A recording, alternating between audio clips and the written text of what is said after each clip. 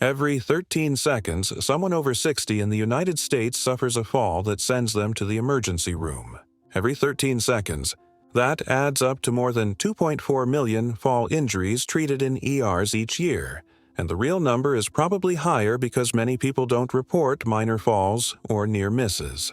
But here's what most doctors won't tell you in a standard checkup. Nearly 70% of those falls happen not because of weak bones or poor eyesight, but because of something far more preventable: tight hips, stiff ankles, locked shoulders. Your body loses its ability to catch itself, to adjust when the ground shifts or when you twist to grab something off a high shelf. The medical term is proprioceptive decline, which is just a fancy way of saying your body forgets where it is in space. And once that happens, every curb becomes a hazard and every wet floor a potential disaster. Now, I'm going to walk you through 3 stretches that Japanese grandparents have used for generations to stay mobile, flexible, and steady well into their 80s and 90s. These aren't complicated yoga poses or trendy fitness moves. They're simple. They take less than 10 minutes total, and they directly target the 3 most dangerous areas of tightness that lead to falls and immobility after 60. But before we get to number 3 and number 2, I need you to understand why number 1 is so powerful that physical therapists in Tokyo now prescribe it as the single most effective fall prevention tool for older adults. It resets something in your nervous system that you probably didn't even know was broken. But first, let me ask you something. Drop a comment below and tell me how old you are and where you're watching this from. I want to know if you're dealing with stiff hips, tight hamstrings, or balance issues. Just a quick comment. It helps me understand who's here and what you're facing. Let's start with stretch number 3, and this one targets your ankles. Most people over 60 don't realize their ankles are stuck. You probably think your knees or your hips are the problem. But when researchers in Osaka tested ankle flexibility in adults over 65, they found that nearly 80% had lost more than half of their normal dorsiflexion. That's the ability to pull your toes up toward your shin. Without that range, your foot can't adapt to uneven ground. You step off a curb, your ankle can't flex, and your whole body lurches forward. That's the fall. The Japanese call this stretch Ashi no Nobashi, which translates to leg extension. But it's really an ankle opener. You sit on the floor with your legs straight out in front of you. If sitting on the floor is difficult, you can do this on your bed or on a firm couch with your legs extended. Take a towel or a belt, loop it around the ball of one foot, and gently pull your toes back toward your shin. You should feel a stretch up the back of your calf and into your Achilles tendon. Hold it for 30 seconds, breathe slowly, then switch legs. Do this twice on each side. Here's why it works. Your calf muscles and Achilles tendon act like springs when you walk. If they're tight, that spring is gone. Your foot slaps the ground instead of rolling smoothly from heel to toe. That slapping gait is one of the clearest predictors of a future fall. Studies from rehabilitation centers have shown that even modest improvements in ankle flexibility can reduce fall risk by more than 30% in older adults. 30%. Just from loosening up your ankles. Let me tell you about Margaret. She's 72, lives in Sacramento, used to teach elementary school. Last year, she tripped over a garden hose in her backyard and broke her wrist. After that, she was terrified to go outside. Her daughter brought her to me, and the first thing I noticed was that Margaret couldn't pull her toes up past neutral. Her ankles were frozen. We started with this towel stretch every morning while she was still in bed. Within 2 weeks, she could lift her toes higher. Within a month, she was walking around her block again without fear. She told me it felt like someone had oiled a rusty hinge. That's exactly what it is. Now, if you can't sit on the floor, here's an easier version. Sit in a chair, cross one ankle over the opposite knee, and use your hand to gently pull your toes back. Same stretch, same benefit, just adapted. You can also do this standing if you're steady enough. Face a wall, place your hands on it for balance, step 1 foot back, keep that heel down, and lean forward gently. You'll feel the stretch in your back calf and ankle. Hold for 30 seconds, switch sides. Do this every single morning, before you get out of bed or right after breakfast. Make it automatic. Your ankles are the foundation of every step you take, and if that foundation is cracked, everything above it is unstable. Here's the kicker. Tight ankles also mess with your knees and hips because your body compensates. You start walking with a wider stance or a shuffle to avoid bending your ankles, and that puts strain on joints that are already dealing with enough. But tight ankles are only the third most dangerous area. Let's move up the body to stretch number 2. And this one might surprise you because most people think their hips are fine until they try to sit cross-legged on the floor and realize they can't. Or they get in and out of a car and feel that deep ache in the front of the hip. That's your hip flexors, and they're probably as tight as a guitar string. Sitting is the villain here. The average American over 60 sits for more than 9 hours a day. Every hour you sit, your hip flexors shorten and tighten. Over months and years, they stay that way even when you stand up. Tight hip flexors pull your pelvis forward, which tilts your whole spine out of alignment. That creates lower back pain, but worse, it ruins your balance. When you try to take a big step or recover from a stumble, your hip can't extend back far enough. You're stuck in a bent forward position, and down you go.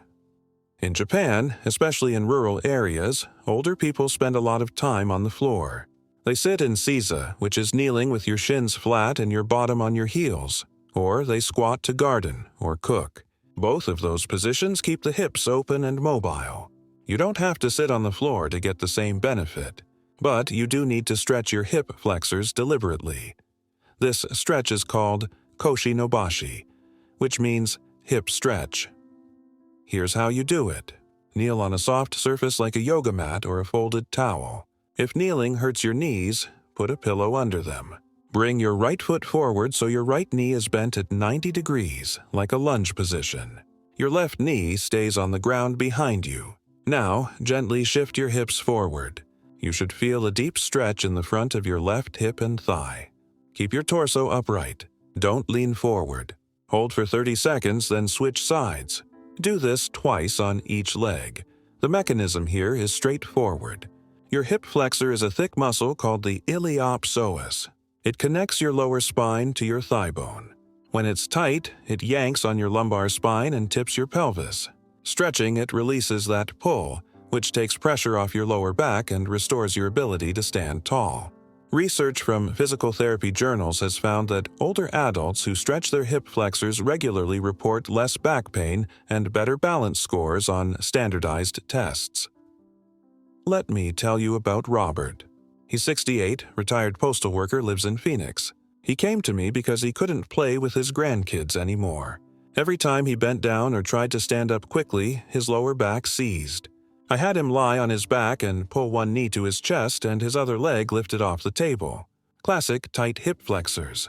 We added this kneeling stretch to his morning routine. 2 weeks in, his back pain was 50% better.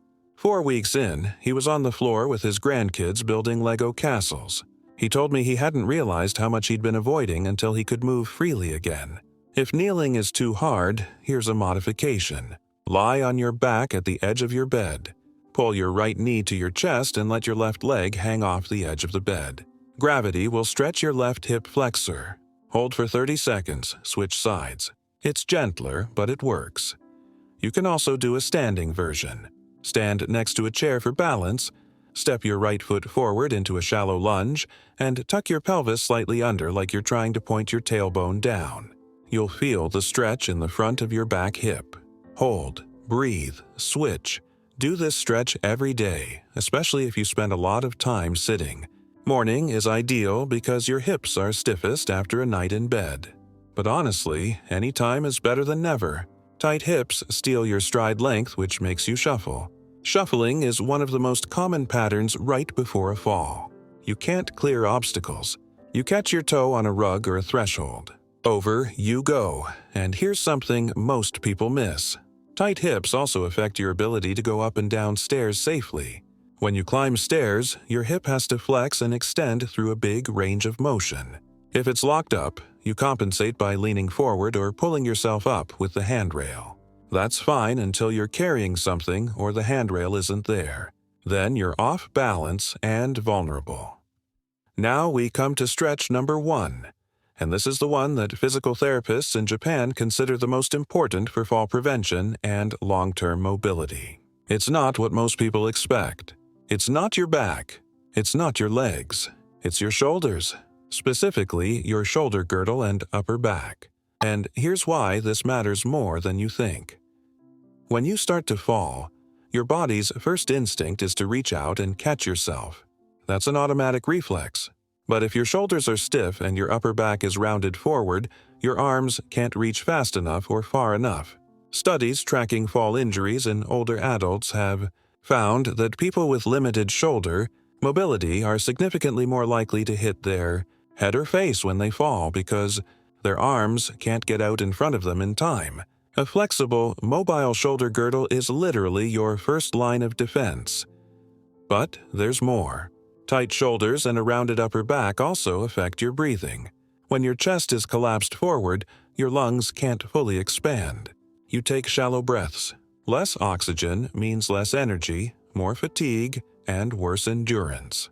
You get tired faster. You sit down more. You move less. It's a vicious cycle. And poor posture also throws off your center of gravity. Your head juts forward, which shifts your weight forward, which makes you more likely to tip. In Japan, this stretch is called Kata Mawashi, which means shoulder circling, but it's really a dynamic stretch for the entire shoulder girdle and upper spine. Here's how you do it. Stand or sit tall. If you're sitting, make sure your feet are flat on the floor.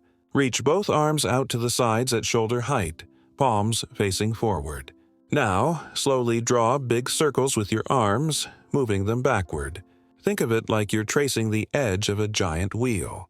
Do 10 circles backward, then reverse and do 10 circles forward. After that, clasp your hands behind your back, straighten your arms, and gently lift them up while you squeeze your shoulder blades together. Hold that for 10 seconds, release, and repeat 3 times. This stretch does something remarkable. It opens up the front of your chest, which is usually tight from sitting and slouching. It strengthens the muscles between your shoulder blades, which pull your shoulders back into proper alignment. And it restores range of motion in your shoulder joints, which means your arms can move freely in any direction. That's critical not just for catching yourself in a fall, but for reaching overhead, putting on a coat, washing your hair, all the daily tasks that keep you independent. Evidence from rehabilitation programs shows that older adults who do regular shoulder mobility work report fewer falls, better posture, easier breathing, and less neck and shoulder pain. One analysis found that shoulder flexibility was a stronger predictor of overall mobility and independence than leg strength in people over 70. That's stunning. Your shoulders matter more than your legs for staying independent. Let me tell you about Linda. She's 76, former nurse, lives in Boise. She came to me after a fall in her kitchen where she hit her head on the counter. She had a concussion and was shaken up. When I assessed her, her shoulders were so tight she couldn't lift her arms above chest height without pain. Her upper back was curved forward in what we call a kyphotic posture. I started her on shoulder circles and the hands behind back stretch every morning and every evening. Within a week, she could raise her arms higher. Within 3 weeks, she was standing taller and breathing easier. 2 months later, she told me she felt like a different person. She hadn't realized how much her posture had been dragging her down. She said it was like someone had lifted a weight off her chest. If you can't clasp your hands behind your back, use a towel or a belt. Hold it with both hands behind you and gently lift it up. Same benefit. If standing is hard, do this sitting in a sturdy chair. If your shoulders are very stiff or painful, just do the arm circles without the hands behind back part. Start small. Even tiny improvements in shoulder mobility pay huge dividends. Here's a test you can do right now. Sit or stand tall. Lift one arm straight up next to your ear. Can you get it all the way up without bending your elbow or leaning to the side? Now try the other arm. If you can't, your shoulders are tight and you need this stretch. If you can, great, but you still need this stretch to maintain what you have. Flexibility is use it or lose it, especially after 60. And here's the deeper reason this stretch is number 1. It affects your entire posture chain. When your shoulders open up and your upper back straightens, your head comes back over your spine where it belongs. That takes strain off your neck. Your lower back can relax because it's not compensating for a forward-leaning upper body. Your hips and knees align better. Everything improves from the top down. Japanese elders who practice these stretches often combine them into a short morning routine. Ankle stretch while still in bed, hip stretch on a mat or rug, shoulder circles standing by the window. Total time, less than 10 minutes.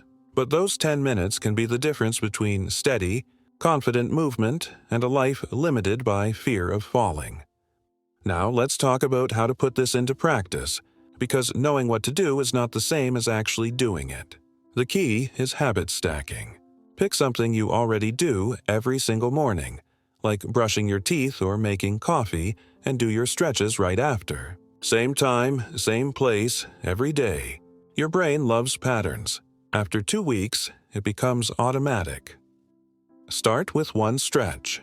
If you can only commit to one, do the shoulder circles and the hands behind back clasp. That's the one with the biggest impact. Add the hip stretch after a few days. Then add the ankle stretch, or do all 3 from day 1 if you're motivated. There's no wrong way to start as long as you start. Here's a progression for each stretch. Ankles, week 1, hold for 20 seconds per side. Week 2, hold for 30 seconds. Week 3, add a second round. Hips, week 1, do 1 round per side. Week 2, add a second round. Week 3, hold each stretch for 45 seconds.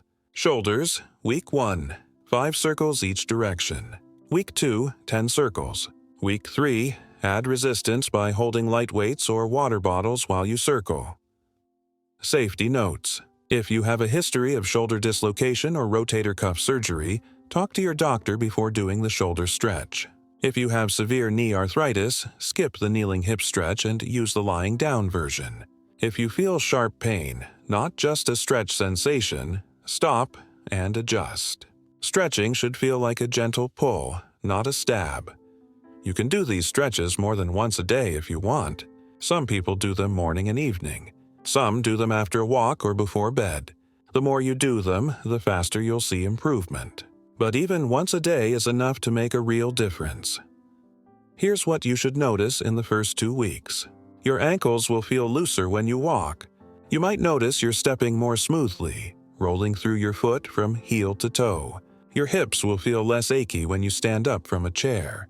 You might find it easier to bend down or reach for something on the floor. Your shoulders will feel lighter. You might catch yourself standing taller without even thinking about it. And your breathing will feel easier, deeper, more relaxed. After a month, you should see bigger changes, better balance, more confidence when you walk on uneven ground, less fear of falling, fewer aches and pains, more energy because your body isn't fighting against itself, and a sense of control because you're actively doing something to protect your mobility instead of just hoping for the best. One thing I've seen again and again is that people who do these stretches consistently start moving more in general. They walk more, they garden more, they play with grandkids, they travel. Because when your body feels good, you want to use it. And the more you move, the more you preserve. It's a virtuous cycle. Now, you might be wondering why these 3 stretches and not others. There are hundreds of stretches out there. Why are these the ones Japanese grandparents swear by? It comes down to efficiency and impact. These 3 areas, ankles, hips, and shoulders, are the most likely to tighten up with age and inactivity. And they're the 3 areas that, when tight, have the most dramatic effect on your fall risk and your ability to perform daily tasks. Tight hamstrings are uncomfortable, sure. Tight calves can cause cramps. But tight ankles prevent your foot from adapting to the ground. Tight hips steal your stride and curve your spine. Tight shoulders stop you from catching yourself and make you fold forward. Those are the big 3. Fix those, and you fix most of the mobility problems that plague people over 60. There's also a cultural element. In Japan, especially among older generations, there's a concept called yojo, which means health maintenance through daily practice. It's not about going to the gym or doing intense workouts. It's about small, consistent actions that preserve function. These stretches fit that philosophy perfectly. They're simple, they're gentle, they don't require equipment, and they work. Western medicine is finally catching up. Physical therapists and geriatric specialists now emphasize flexibility and balance training as much as strength training for older adults.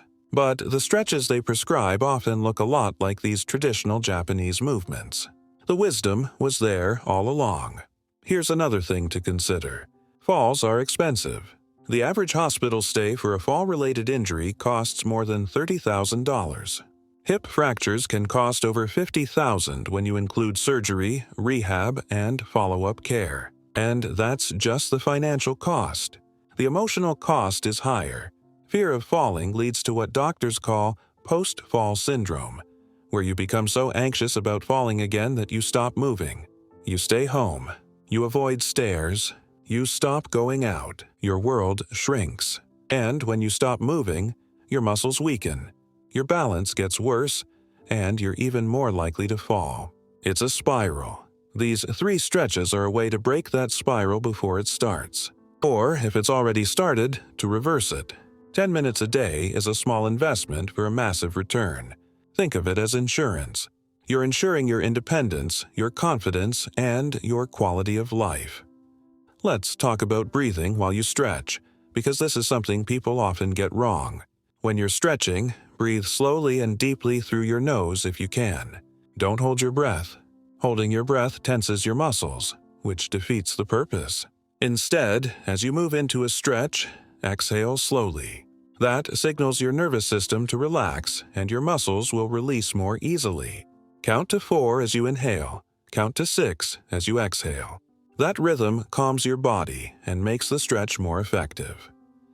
In Japanese practices, there's a lot of emphasis on breath and mindfulness during movement. You're not just going through the motions. You're paying attention to how your body feels, where the stretch is, whether it's even on both sides. If one side is tighter, that's useful information. Spend a little extra time on that side. Your body is always talking to you. These stretches are a way to listen. Here's a question for you. Try balancing on one foot right now for 10 seconds. Seriously, if you're able, stand up and try it. Can you do it without wobbling or grabbing something? If not, don't worry, but that's a sign your balance needs work. And guess what improves balance? Flexible ankles, open hips, and stable shoulders. Everything is connected. Now, let's address a common concern. Some people think stretching is only for yogis or dancers or naturally flexible people. That's completely wrong. Stretching is for everyone, especially people who are stiff. You don't have to be flexible to start stretching. You stretch to become flexible. And you don't have to be good at it. You just have to do it. Progress happens whether you're graceful or clumsy. Your body doesn't care how it looks. It cares about the stimulus. Another myth is that stretching is dangerous for older adults, that you might tear something. The truth is, gentle static stretching, which is what these 3 stretches are, is extremely safe. You're not bouncing or forcing anything. You're applying gentle, sustained pressure. The risk of injury is very low, especially compared to the risk of not stretching at all and falling because your body is too stiff to catch you. That said, if you've had recent surgery, a joint replacement, or a serious injury, check with your doctor or physical therapist before starting a new stretching routine. Most of the time, they'll encourage it, but it's always smart to ask. Here's something else I want you to understand. Mobility is not just physical. It's psychological. When you can move freely, you feel free. You feel capable. You feel younger. Stiffness makes you feel old. And when you feel old, you act old. You move less. You take fewer risks. You withdraw. But when you feel strong and flexible, you engage with life. You say yes to invitations. You try new things. You stay curious. I've seen this transformation over and over. Someone comes in bent over, shuffling, afraid. We work on these 3 stretches. A month later, they're walking taller, moving faster, smiling more. It's not magic. It's just what happens when you remove the physical barriers that were holding you back. Let's also talk about pain. A lot of people over 60 live with chronic pain. Back pain, knee pain, hip pain, neck pain. It's so common that it seems normal. But it's not normal, and it's not inevitable. Much of that pain is caused by tightness and misalignment. Tight hips pull on your lower back. Tight shoulders pull on your neck. Tight ankles throw off your gait, which strains your knees. Stretching addresses the root cause. It won't fix arthritis, but it can reduce the pain that comes from compensating around arthritis. Robert, the retired postal worker I mentioned earlier, had been taking ibuprofen every day for his back pain. After a month of stretching his hip flexors, he cut his ibuprofen use in half. After 2 months, he stopped taking it altogether. His doctor was surprised. Robert wasn't. He could feel the difference. Less tightness meant less pain. Simple as that. Now, I know some of you are thinking, I'm too far gone. I'm too stiff. I've been like this for years. It's too late. Let me stop you right there. It is never too late. I have worked with people in their 80s and 90s who improved their flexibility and balance with these stretches. The body is remarkably adaptable at any age. You might not get back to where you were at 30, but you can absolutely get better than where you are today. And better is all that matters. Here's your action plan. Tonight or tomorrow morning, whichever comes first, do the ankle stretch. Just that one. Sit on your bed, loop a towel around your foot, pull your toes back, hold for 30 seconds per side. That's it. Don't overthink it. Just do it. Tomorrow, add the hip stretch. Day 3, add the shoulder circles. By day 4, you have a routine. By day 14, you have a habit. By day 30, you have a new body. And here's the best part. These stretches don't just prevent falls. They make everything easier. Getting dressed, carrying groceries, getting in and out of the car, reaching for something on a shelf, bending down to pet a dog, playing with grandkids, traveling, gardening, dancing. All of it gets easier when your body moves the way it's supposed to. There's a Japanese saying, "Kao yori kokoro," which means the heart is more important than the face. But there's another one I like better for this context. Karada wa shojiki, which means the body is honest. Your body tells the truth. If it's stiff, it's because you haven't been moving it enough or in the right ways. If it's flexible, it's because you've been taking care of it. The body doesn't lie, and it doesn't hold grudges. It responds to what you give it. Give it these 3 stretches, and it will give you mobility, balance, and confidence. One last story. I worked with a woman named Joyce.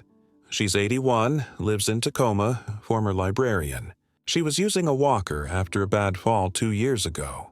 She had given up on ever walking without it. Her daughter found my videos and convinced her to try these stretches. Joyce was skeptical. She thought she was too old and too far gone. But she did them anyway, mostly to make her daughter happy. After 3 weeks, she was using the walker less. After 6 weeks, she put it in the closet. After 3 months, she walked a mile around her neighborhood without assistance. She cried when she told me. She said she had her life back. That's what these 3 stretches can do. They're not a miracle. They're just good movement, done consistently with intention. But the results feel like a miracle when you've been stuck for years. So here's my final question for you, and I really want you to comment below with your answer. Which of these 3 stretches are you going to start with today, and why? Is it the ankle stretch because you've noticed yourself shuffling? Is it the hip stretch because your lower back is killing you? Or is it the shoulder stretch because you want to stand taller and breathe easier? Let me know in the comments. I read every single one, and I want to hear your story.